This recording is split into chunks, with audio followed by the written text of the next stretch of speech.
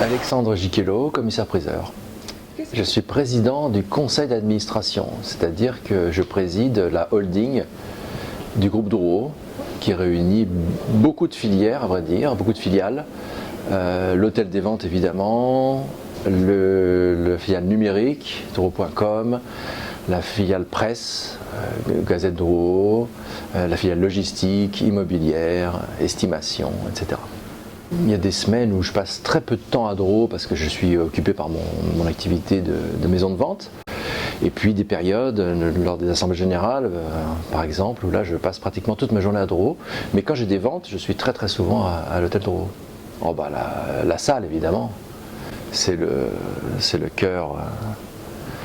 C'est le cœur de Drouot, c'est là où on aime rencontrer des personnes qu'on n'a pas du tout l'intention de rencontrer d'ailleurs, le hasard des rencontres, des conservateurs, des restaurateurs, des collectionneurs, c'est un endroit d'échange, c'est un carrefour du marché de l'art extraordinaire, et puis les moments des ventes quand même, qui a toujours cette petite émotion, ces murs rouges, etc.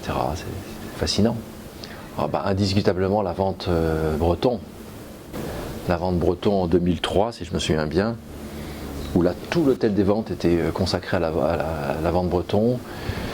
Et puis c'était, enfin moi je suis très amateur de surréalisme, donc c'était quelque chose de dingue.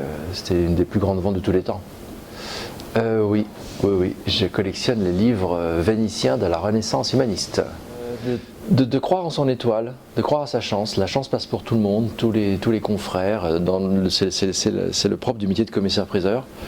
C'est qu'à un moment ou à un autre, on va être confronté vraiment à un chef-d'œuvre, quelque chose de très important. Et il faut être patient, il faut créer son réseau, etc. Mais il faut croire à sa chance et surtout la saisir quand elle passe. Ah oui, j'ai eu cette chance.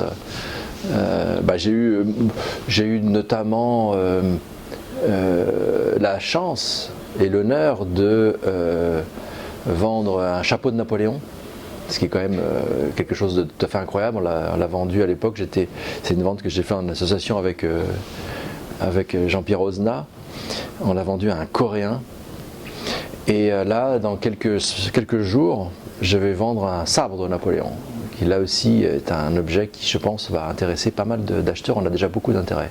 Et pour un amateur d'histoire comme moi, bon, c'est quand même un vrai sabre et un vrai chapeau de Napoléon, c'est quelque chose de totalement incroyable et unique.